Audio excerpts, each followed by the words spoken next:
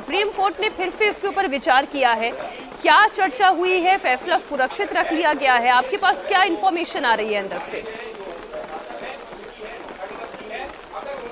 देखो मीनाक्षी, देखिए आज 3 जजों की बेंच जो है वो इस पूरे मामले पे बैठी थी और जिस तरीके से 2 जजेस की जो बेंच है उसने ये फैसला सुनाया था कि जितने भी जो आवारा कुत्ते हैं उनको सड़क से हटाया जाए और बाकायदा उनके लिए शेल्टर होम जो है वो बनाया जाए और वहां पर उनको रखा जाए।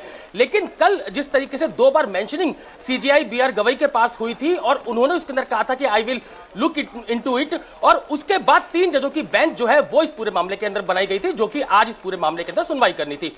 हमने आज देखा कि लगभग 10:35 पर ही आज 3 जजेस की बेंच जो है वो इस पूरे मामले पे बैठी। कपिल सिब्बल जो है और इसके अलावा अभिषेक मनु सिंघवी वो डॉग लवर्स की तरफ से पेश हुए। इसके अलावा तुषार मेहता जो कि सॉलिसिटर जनरल है वो दिल्ली सरकार की तरफ से पेश हुए। सुप्रीम कोर्ट की जो 3 जजेस की बेंच थी उसकी सबसे बड़ी चिंता ये थी कि जो आवारा कुत्ते हैं उनको आखिर रखने की क्या व्यवस्था की जाएगी, कितने दिन में जो शेल्टर होम है वो उनके लिए बनेंगे। ये तमाम दलीलें जो है वो सुप्रीम कोर्ट के अंदर कपिल सिब्बल और अभिषेक मनु सिंघवी की तरफ से भी रखी गई।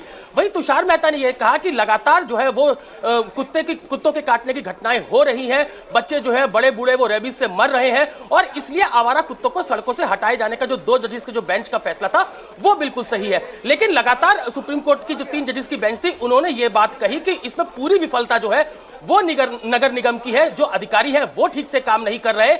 यही कारण है कि हम इस पर अभी फैसला नहीं सुनाएंगे, हम इस पर आदेश सुरक्षित रखते हैं। सुप्रीम कोर्ट ने की जो 3 जजेस की बेंच है उन्होंने ये कहा, लेकिन ये जो अंतरिम आदेश होगा, ये जो आज जो सुप्रीम कोर्ट के अंदर याचिकाएं लगाई थी उसके ऊपर एक अंतरिम आदेश होगा। तो अभी जो है फैसला सुरक्षित रख लिया गया है अंतरिम आदेश के ऊपर और अब यह देखना होगा मीनाक्षी कि आखिर सुप्रीम कोर्ट इस पूरे मामले के अंदर क्या फैसला सुनाता है। जब हमने ये बात देखी थी, जब आवारा कुत्ते यानी कि स्टेज डॉग जो है उनको हटाने की बात सुप्रीम कोर्ट ने कही थी, तो उसके बाद लगातार जो बॉलीवुड एक्टर्स है, कई संगठन है वो इसके विरोध में आ गए थे।